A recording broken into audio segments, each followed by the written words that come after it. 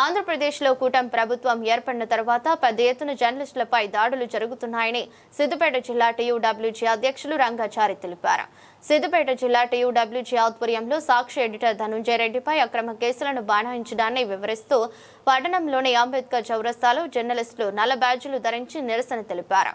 ఆంధ్రప్రదేశ్ కూటమి ప్రభుత్వానికి వ్యతిరేకంగా జర్నలిస్టులు నినాదాలు చేశారు. దాడి చేయడం అనే భావించాల్సి వస్తుంది. ప్రజల కోసం నిరంతరం కష్టపడే పత్రికా రంగంపై ప్రభుత్వము ఇట్లా దాడులు చేయడము, కేసులు బనాయించడం అనేది సరైన పద్ధతి కాదు.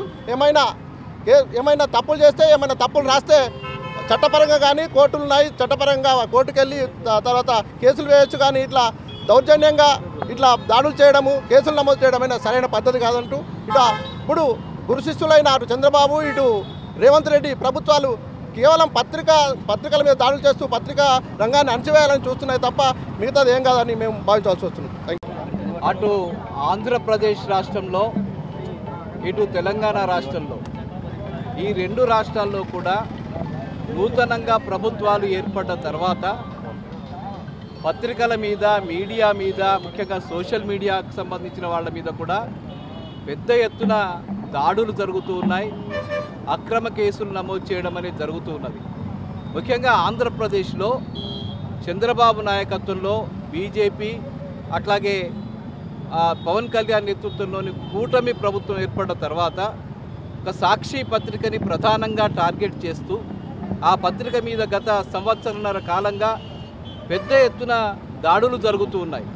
ముఖ్యంగా పత్రిక సంపాదకుడైనటువంటి ధనంజయ రెడ్డి గారి మీద అక్రమ కేసులు బనాయిస్తూ ఆయన మీద అనేక రకాలుగా వేధింపులు కొనసాగుతూ ఉన్నాయి.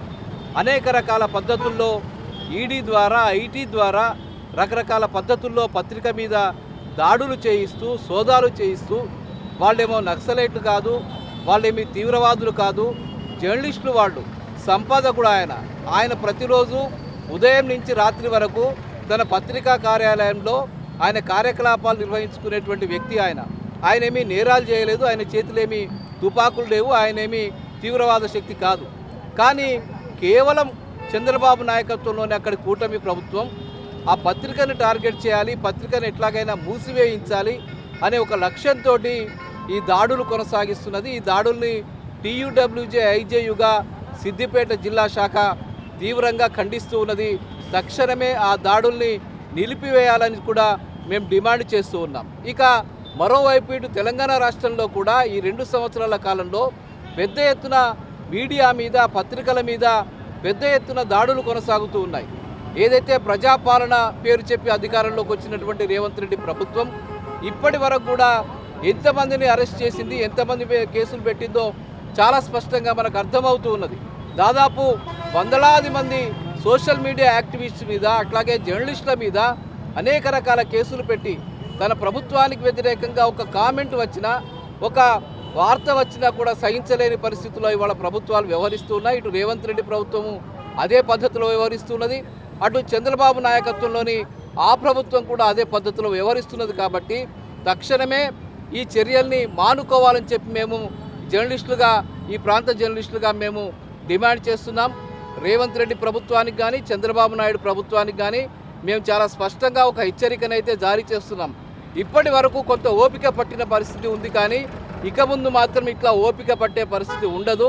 దయచేసి మేము చెప్తూ ఉన్నాం, పత్రికా స్వేచ్ఛని కాపాడండి, భావ ప్రకటన స్వేచ్ఛని కాపాడండి, మీడియా స్వేచ్ఛని కాపాడండి.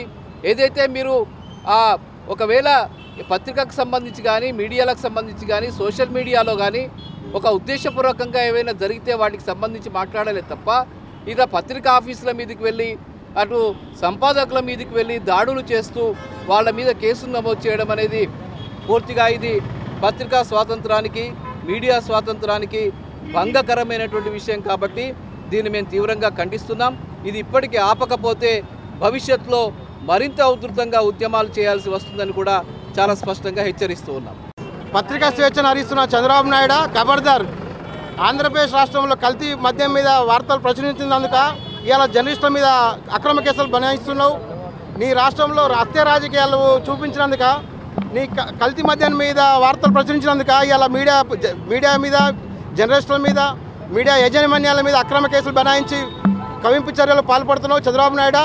ఇలానే రిపీట్ అయితే నువ్వు మున్ముందు రిపీట్ అయితే మా జర్నలిస్ట్ పక్షాన తగిన బుద్ధి చెప్తామని హెచ్చరిస్తున్నాం.